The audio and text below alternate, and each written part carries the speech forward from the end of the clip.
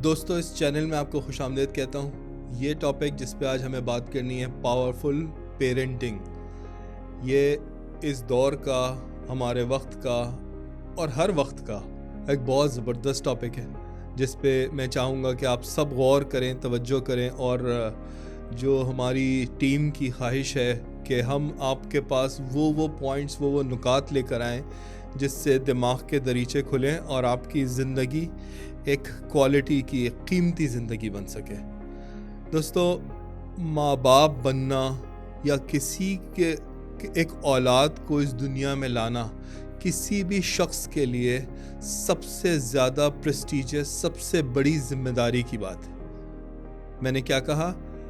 आप किसी माँ और बाप से पैदा हुए, उसमें आपका लेना देना कुछ नहीं था। आपका कोई भाई है, आपकी कोई बहन है, आपका कोई कज़न है, आपका कोई दोस्त है, ये सारे रिश्ते एक वक्त के बाद ख़त्म हो जाते हैं, दूर हो जाते हैं। हर शख्स अपनी अपनी ज़िंदगी में लग जाता है। लेकिन एक नई जान को इस दुनिया में लेकर आना और उसको पहले दिन से, पहले लम्हे से नर्चर करना, उसको संभालना, उसको पालना, उसको परवान चढ़ाना, ये वो काम है जो उस नस्ल में तो जा रहा है, लेकिन उसके बाद की नस्लों में, ग्रैंड चिल्ड्रन में, ये हर चीज़ में इस तरीके से आगे बढ़ रहा है कि आप हर जिम्मेदारी से दूरी इख्तियार कर सकते हैं। अब कोई बेटा है तो वो कमाने के लिए किसी दूसरे मुल्क चला गया, माँ बाप से दूर हो गया, कोई भी चीज़ हो सकती है, बहन भाइयों की शादियां हो गई, लोग अलग अलग हो गए। लेकिन जो औलाद से रिश्ता है, औलाद का रिश्ता कभी भी ख़त्म नहीं हो सकता, चाहे इस दुनिया में हो या इस दुनिया के बाद हो। वो मोहब्बत का रिश्ता, वो उनसियत का रिश्ता, वो ज़िम्मेदारी का रिश्ता, वो ख़त्म नहीं हो सकता। तो इस वीडियो में हम मल्टीपल एंगल्स देखेंगे कि एक माँ और बाप के ऊपर क्या ज़िम्मेदारी है, औलाद को इस दुनिया में लाए तो अब उन्हें करना क्या है, उन पर क्या जिम्मेदारी है, कहाँ तक उन्हें जाना है, और वो क्या टेक्निक्स हैं जिससे वो इस जिम्मेदारी से कामयाबी से ओहदा बरा हो सके। तो मेरे दोस्तों, पहली चीज़ ये समझो कि पेरेंटिंग, माँ और बाप बनना क्या है, और इसमें अगर आप माँ बन गई हैं या आप बाप बन गए हैं, आपसे क्या चीज़ की उम्मीद की जा रही है। नेचर या कुदरत इलाही ने, जिसने आपको एक औलाद दी है, वो आपसे क्या उम्मीद कर रहा है। क्या आप करेंगे कि आप कामयाब हो जाएं, और क्या आप करने से हार गए, नहीं कर सके, कि आप नाकाम हो गए।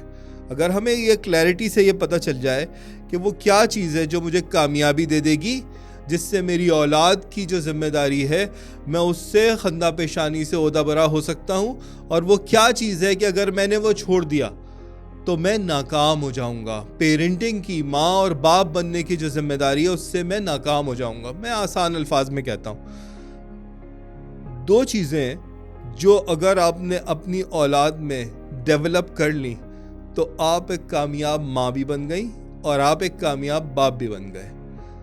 औलाद इस दुनिया में आई, अब आपने जैसे भी उसकी परवरिश की, अगर उसमें दो चीज़ें आपने डेवलप कर ली, समझो आपके ऊपर ये जो इम्तिहान था ये सफल हो गया, और अगर आप वो नहीं कर सके तो आप हार गए। पहली चीज़, आप अपनी औलाद में अगर सेल्फ कॉन्फिडेंस पैदा कर सके, यानी उसमें खुद एतमादी आ सकी, और वो अपनी बेस पर खड़े होकर अपनी बेस पर एक्सेल करने के काबिल हो गया या हो गई, समझो आप कामयाब हो गए। एक होता है खुद एतमादी, सेल्फ कॉन्फिडेंस, और एक अंग्रेजी में अच्छा सा लफ्ज़ है सेल्फ एस्टीम। सेल्फ एस्टीम का मतलब क्या होता है? खुद पसंदी, अपनी नज़र में खुद इज़्ज़तदार होना। इसको आसान अल्फाज में समझाता हूँ। हम कहते हैं कि जी, जो वर्ल्ड कप क्रिकेट हो रहा है या इंटरनेशनल क्रिकेट हो रहा है, और वो जी इंडिया पाकिस्तान का मैच हो रहा है, उसके अंदर यार आप अपने मुल्क के अच्छे प्लेयर होंगे, अच्छे बॉलर, बैट्समैन या बैटर होंगे या फील्डर होंगे, जिस चीज़ में भी आप होंगे तभी आप नेशनल टीम में गए। लेकिन अगर आपने इतने बड़े मजमे का, वो जो वहाँ पे स्पेक्टेटर्स हैं, जो तमाशाई हैं, दर्शक हैं जो आपको देख रहे हैं, अगर आपने उनका प्रेशर सह लिया, आप परफॉर्म कर जाएंगे। लेकिन अगर आप वो प्रेशर नहीं सह सके तो आप लाख अच्छे स्पोर्ट्स पर्सन हैं, आप परफॉर्म नहीं कर सकेंगे। वो प्रेशर सहने कौन सह पाता है? जिसकी सेल्फ इस्टीम अच्छी होती है, जिसकी खुद की नज़र में इज्जत अच्छी होती है, जिसकी खुद की नज़र में वैल्यू अच्छी होती है कि यार मैं जो हूँ ना वो बहुत पावरफुल शख्स हूँ, मैं बहुत काबिल शख्स हूँ, मैं बहुत इज़्ज़तदार और स्ट्रॉन्ग पर्सनैलिटी हूँ। आपने अक्सर देखा होगा जो छोटे बैकग्राउंड के लोग होते हैं वो खेलने में बहुत अच्छे होते हैं, लेकिन जब वो प्रेशर आता है वहाँ पे मजमे का, उनकी परफॉर्मेंस डाउन हो जाती है। लेकिन बाज़ लोग ऐसे होते हैं जो दिल से बड़े होते हैं, खेल में भी अच्छे होते हैं लेकिन दिल में बड़े होते हैं। तो जो दिल में बड़ा होता है फिर वो कैसे भी प्रेशर में परफॉर्म कर जाता है। तो being a father, being a mother, हमें अगर अपनी औलाद में खुद पसंदी, सेल्फ कॉन्फिडेंस और सेल्फ इस्टीम, उसका उसकी नज़र में मकाम, उसका उसकी नज़र में एहतराम, उसका उसकी नज़र में इज़्ज़त, अगर मैं मेरी औलाद में, मेरे बेटे में, मेरी बेटी में वो इज़्ज़त पैदा कर गया, उसके साथ साथ एतमाद ले आया, और वो अपनी जगह पर अपनी ज़िंदगी में जब जवान हुआ या जब किसी भी दर्जे पर पहुंचा और वो खुद परफॉर्म करने के काबिल है, खुद अपनी शख्सियत को शो करने के काबिल है, समझो मैं कामयाब हो गया। सेहत ज़रूरी है, तमाम चीज़ें ज़रूरी हैं, लेकिन ये दो चीज़ें अगर अपनी औलाद में सेल्फ कॉन्फिडेंस ले आए, सेल्फ एस्टीम ले आए, और वो औलाद उस तरीके से ग्रो हो गई कि अब माँ और बाप ज़रूर है लेकिन वो औलाद अपनी बेस पे भी खड़ी हो सकती है, समझो काबिल कद्र है वो बाप, काबिल कद्र है वो माँ, जिसने अपनी औलाद के अंदर ये दो सलाहियतें पैदा कर दी। Children are not your property. बच्चे आपकी प्रॉपर्टी नहीं है, आपकी औलादें आपकी प्रॉपर्टी नहीं है। आपकी औलादें खुदा की तरफ से, आपके क्रिएटर की तरफ से दिए गए वो तोहफे हैं जो आपको दे तो दिए गए हैं, लेकिन इनको ग्रो करना, इनको नर्चर करना, इनको आगे बढ़ाना, इनको कामयाब करना एक साइंस है और एक आर्ट है। आर्ट सीखने के लिए आप कितने अच्छे टैलेंटेड हैं, लेकिन आर्ट सीखने के लिए किसी भी आर्टिस्ट को उसके रूल्स एंड रेगुलेशंस को समझना ज़रूरी है। माँ बाप दो तरह की गलतियाँ करते हैं। पहली माँ बाप की गलती ये है कि बच्चे की ग्रोथ के लिए यह ज़रूरी है कि आप उसको शदीद वाली मोहब्बत दें। आप उसको कितनी भी मोहब्बत दें, लेकिन वो मोहब्बत उसके लिए नाकाफ़ी है। जितनी आप मोहब्बत दे सकते हैं उतना वो बच्चा अच्छा अंदर से स्ट्रॉन्ग ग्रो होगा। देखो, हर बच्चा जब ग्रो होता है, जब पैदा होता है, तो उसको दो तरह के खौफ होते हैं। एक उसे खौफ होता है कि वो गिर जाएगा। आपने देखा अक्सर बच्चे सोने में अचानक से झटका लगता है उनको ये खौफ होता है कि वो गिर जाएंगे। अब ना समझ माँ बाप क्या करते हैं कि वो बच्चों को गोद में लेते हैं और उछालते हैं ऊपर। ये चीज़ बच्चे की नशोनुमा के लिए, उसकी इमोशनल साइकोलॉजिकल इंटेलिजेंस के लिए किलर है। आपको बच्चे को इमोशनली कोई भी शॉक नहीं देना, क्योंकि उसके अंदर बिल्ट इन एक खौफ है कि कहीं मैं गिर ना जाऊं। दूसरा एक खौफ गिरने का, दूसरा खौफ बच्चे को आवाज़ का, जो तेज़ आवाज़ होती है एकदम, उससे बच्चा अचानक से घबरा जाता है।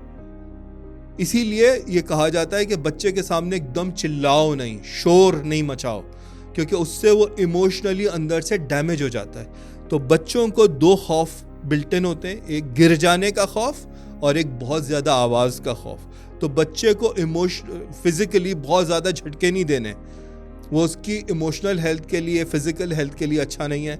इसी तरह बहुत ज़्यादा लाउड नॉइज़, आवाज़ से बच्चे को बचाना है। अब माँ बाप के साथ जो इशू है, वो जो बहुत बड़ा मसला है, वो ये है कि उनकी खुद की नज़र में मकाम नहीं होता। वो अपने आप से मोहब्बत नहीं कर रहे होते। उन्होंने अपनी ज़िंदगी में ज़्यादा वक्त कंफर्ट जोन में गुजारा हुआ होता है, अपने को ज़्यादा रिस्क में नहीं लगाया होता, अपने को ज़्यादा लर्निंग में, स्किल्स में नहीं लगाया होता। उनका खुद की नज़र में कोई बड़ा इज़्ज़तदार मकाम नहीं होता। बस जैसे तैसे ज़िंदगी ग्रो कर रहे हैं, कहीं जॉब लग गई, कोई गवर्नमेंट जॉब मिल गई, कोई इस तरह से वर्किंग हो गई। तो वो चूँकि अपने आप से मोहब्बत नहीं कर रहे होते, इसलिए अपनी औलाद को भी बस फॉर ग्रांटेड ले लेते हैं। यार चलो ठीक है, बस औलाद है, हाँ भाई ठीक है कर लो, वो दैट्स इट। मोहब्बत नहीं देते। देखो, बच्चे के लिए ये बहुत ज़रूरी है, किसी भी एज का बच्चा, ख़ास तौर से 10 साल की उम्र तक के बच्चे के लिए ज़रूरी है कि आप उससे बहुत ज़्यादा मोहब्बत करें और उसको अपना लम्स दें। आपने अक्सर देखा होगा बच्चा सोते सोते रोना शुरू कर देता है, माँ जाती है, उसे उठाती है, गोद में लेती है, प्यार करती है, उसे सुकून आता है, वो सो जाता है। बच्चे को सुकून के लिए हर वक्त ये ख्वाहिश है कि उसे कोई ये इंश्योर कराता रहे कि हाँ भाई मैं तुमसे करीब हूँ, मैं तुमसे फ़िज़िकली करीब हूँ, मैं तुमसे मोहब्बत कर रहा हूँ, उसे लम्स से उसे चूम लो। उन्होंने देखा, एक रिसर्च हुई, उसमें उन्होंने कहा नहीं भाई वो बच्चों को जो है वो टॉक्सिन्स लग जाएंगे, वो बच्चों को प्यार नहीं करो, बच्चों को फिज़िकली दूर, एडल्ट से दूर रखो, इनसे जर्म्स लग जाएंगे, बच्चे बीमार हो जाएंगे। तो ये देखा गया कि बहुत सारे बच्चे जो उस एरा में ग्रो हुए वो इमोशनली, साइकोलॉजिकली वीक थे। इसी तरीके से आप ये देखेंगे कि जो मिडिल क्लास के जो बच्चे हैं या लोअर मिडिल क्लास के जो बच्चे हैं, वो कभी बाप के गर्दन पे चढ़े हुए हैं, कभी वो प्यार कर रहे हैं, कभी कोई नाना आके प्यार कर रहे हैं, नानी आके प्यार कर रही हैं, दादा प्यार कर रहे हैं, तो चचा आ गए, तो फुप्पा आ गए, तो वो जो एकदम कुर्बतें होती हैं और वो गले मिल रहे हैं एक दूसरे से। अब ये लोग जब ग्रो करते हैं तो ये इमोशनली बहुत स्ट्रांग होते हैं, ये जल्दी टूटते नहीं हैं। लेकिन उसके मुकाबले में वो लोग जो बच्चे को अलग कमरे में सुला रहे हैं, छोटे बच्चे को, और वो जी दूर हैं और फिज़िकल एसोसिएशन नहीं है और वो कभी कभी मिल रहे हैं, वो बच्चे ग्रो तो हो जाते हैं लेकिन इमोशनली बहुत स्ट्रांग नहीं होते, साइकोलॉजिकली बहुत स्ट्रांग नहीं होते। इसी वजह से वो सारे बच्चे पहुँचे हुए होते हैं साइकेट्रिस्ट के पास, डिफरेंट दिमागी अमराज के जो डॉक्टर होते हैं उनके पास पहुँचे, क्योंकि वो इमोशनली वीक होते हैं। तो अपने बच्चे को स्ट्रॉन्ग करने के लिए आपको उसको फिज़िकल टच भी देना है और आपको उसे अनकंडीशनल मैक्सिमम लव देना है, मैक्सिमम आपको उसे मोहब्बत देनी है।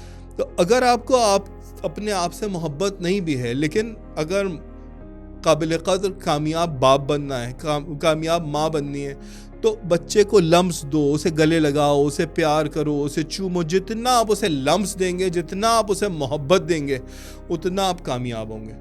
दूसरी वीकनेस जो यूजुअली देखा गया माँ बाप में होती है, वो वीकनेस क्या है कि जी हम अपने बच्चे का ख्याल तो कर रहे हैं, लेकिन हम ये चाह रहे हैं कि वो चीज़ जो हमें नसीब नहीं हुई वो हम अपने बच्चे से करवाना चाह रहे हैं। मिसाल के तौर पे किसी का मेडिकल में एडमिशन नहीं हुआ, उसे डॉक्टर बनने की ख्वाहिश थी, वो उसने अपने बच्चे को बचपन से उसके दिमाग में भरना शुरू कर दिया है, बेटा तू कामयाब है तो बस तू डॉक्टर बन जा तो कामयाब है, बाकी सारी चीज़ें वीक। अब हमारे एक जानने वाले हैं, वो उनको चार्टर्ड अकाउंटेंट बनने का बड़ा शौक़ था। अब वो हर एक बच्चे को पकड़ पकड़ के बचपन में, यार तू चार्टर्ड अकाउंटेंट बना ना, तेरी ज़िंदगी कामयाब है, तू चार्टर्ड अकाउंटेंट नहीं बना तो तेरी ज़िंदगी बेकार है। इसी तरीके से किसी को इंजीनियर बनने का शौक़ है, किसी को फ़ौज में जाने का शौक़ था, किसी को सिविल सर्विसेज में जाने का शौक़ था। अब वो अपने बेटे पे, बेटी पे अपनी ख्वाहिश को इन्फ्लुएंस कर रहे हैं। देखो, एक विजन को समझो।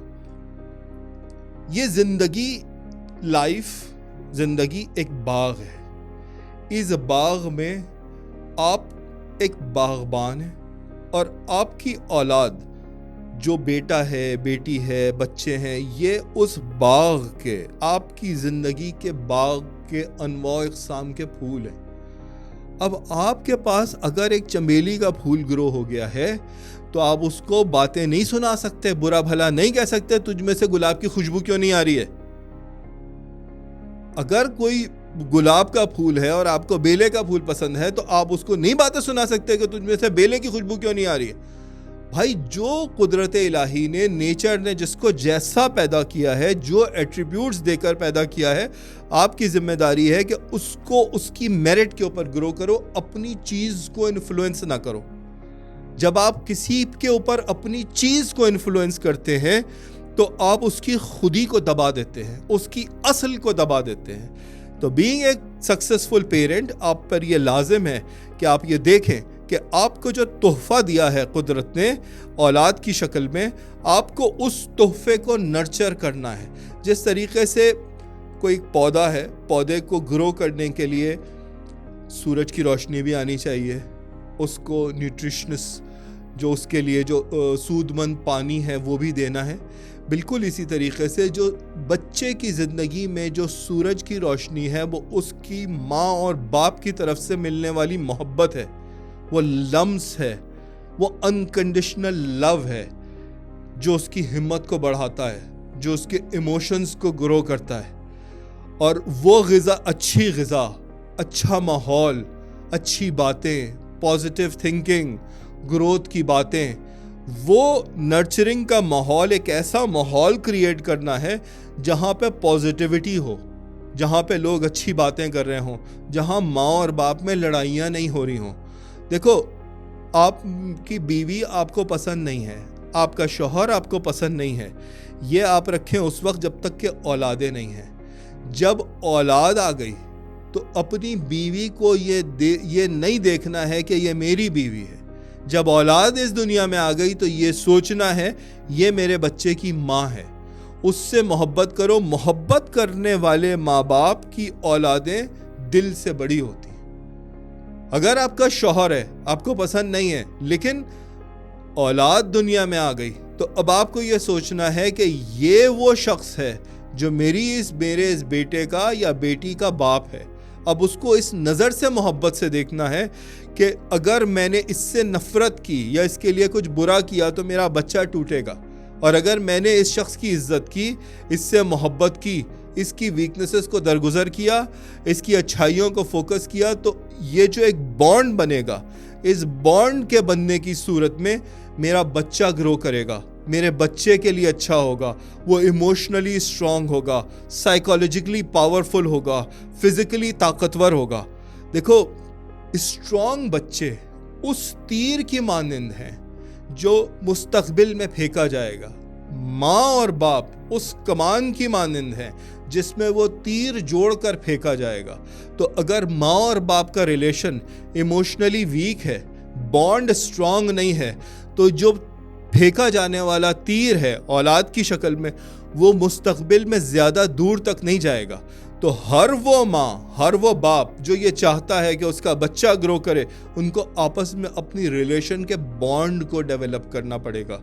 कमाना भी ज़रूरी है, घर का ख्याल रखना भी ज़रूरी है, लेकिन इस पूरे रिलेशनशिप में जो औलाद पैदा हुई है, जो मुस्तकबिल में आगे सफ़र करेगी, उस औलाद का ताकतवर होना ज़रूरी है। उस औलाद के ताकतवर होने के लिए ये ज़रूरी है कि घर मोहब्बत का गहवारा हो, वहाँ एक दूसरे का लम्स हो, वहाँ एक दूसरे के लिए वक्त हो, वहाँ एक दूसरे की बात सुनने के लिए एक दूसरे के पास टाइम हो। ये नहीं कि हर शख्स अपनी ज़िंदगी में चला जा रहा है, लोग सोशल मीडिया के ऊपर लगे हुए। नहीं, आपको अगर इमोशनली स्ट्रांग बच्चों को पैदा करना है, वो देखा गया जी एक ऑर्फनेज में, यतीम खाने में, ये देखा गया कि बच्चे पैदा हुए तो माँ भी मर गई या बाप भी मर गया या छोड़ के चले गए या कोई भी वजह रही हो। उन्होंने देखा, एक रिसर्च है कि 50 बच्चे हैं, छोटे पैदा हुए बच्चे हैं, उनको उस ऑर्फनेज में रखा गया। वो बच्चे रोते थे रात में, कोई उनकी खबरगिरी करने वाला नहीं होता था। वो बच्चे बिलखते थे, कोई उनको लम्स देने वाला नहीं होता था, कोई उनको उठा के सीने से लगाने वाले। यतीम बच्चे हैं, यतीम खाने में ज़रूर है, उनकी नशोनुमा हो रही है, उनकी ग़िज़ा का ख्याल किया जा रहा है, लेकिन उन्हें मोहब्बत का लम्स नहीं मिल रहा। ये देखा गया कि 6 महीने में 50 में से 48 बच्चे, 50 में से 48 बच्चे मर गए। क्यों? क्योंकि ज़िंदगी, एक बच्चे की ज़िंदगी जिस चीज़ पर ग्रो करती है वो मोहब्बत है, वो इंसानी लम्स है, वो लम्स है जहाँ पर ये कंडीशन नहीं होती कि रात के 3 बज रहे हैं या सुबह के 5 बज रहे हैं, ठंडी रात है या गर्म दिन है, माँ की नींद पूरी हुई है या नींद पूरी नहीं हुई है। अगर औलाद की ज़रूरत है तो अपनी नींद को ख़राब करके माँ और बाप उसकी नर्चरिंग कर रहे हैं और उसको ताना नहीं दे रहे हैं, बल्कि सुबह 4 बजे अपनी नींद ख़राब करके जब उठ रहे हैं तो भी उससे मोहब्बत का इजहार कर रहे हैं। ताकतवर बच्चे, स्ट्रॉन्ग बच्चे ग्रो करते हैं जिस पेस पर, वो पेस है मोहब्बत की। अपने बच्चों को अगर ग्रो कराना है, आज से अपने बच्चों से मोहब्बत का इजहार करना शुरू कर दो। मुमकिन नहीं है कि माँ में और बाप के दिल में मोहब्बत ना हो, लेकिन स्ट्रॉन्ग औलादों के लिए, ताकतवर बच्चों के लिए, इमोशनली पावरफुल बच्चों के लिए, ज़िंदगी में आगे बढ़ने वाले बच्चों के लिए, एक्सेल करने वाले बच्चों के लिए ये ज़रूरी है कि उनकी माँ और उनका बाप उनसे हर वक्त अनकंडीशनल, अनलिमिटेड मोहब्बत का इजहार करता रहे। जहाँ मौका मिले बच्चे को चूमने से दरेग ना करो, बच्चे को गले से लगाने से दरेग ना करो। ये आपका गले से लगाना हो सकता है कि एक अमल हो, लेकिन आपके बच्चे की ज़िंदगी जिस ताकतवर धारे पे ग्रो करेगी उसका आपको अंदाज़ा भी नहीं है। और कल कुदरत इलाही आपको उसके जो इनाम देगी, जो एक ताकतवर बच्चे को पैदा करके पाल पोस कर जवान करके इस दुनिया में आगे ग्रो करके जाने वाले माँ बाप का खुदा की बारगाह में जो मकाम है उसका कोई अंदाज़ा नहीं कर सकता। पावरफुल पेरेंटिंग के ये वीडियो देखने का आपका बहुत शुक्रिया। इस सीरीज़ की और भी वीडियोस हमारी आएंगी, उनमें भी आपसे इंशाल्लाह मुलाकात करते हैं। और इन पॉइंट्स को सोचें, गौर करें, अपनी ज़िंदगी में अप्लाई करें, अपने बच्चों को नर्चर करें और मोहब्बतें देकर उन्हें ग्रो करके आगे वाले ज़माने के हवाले करें। बहुत शुक्रिया।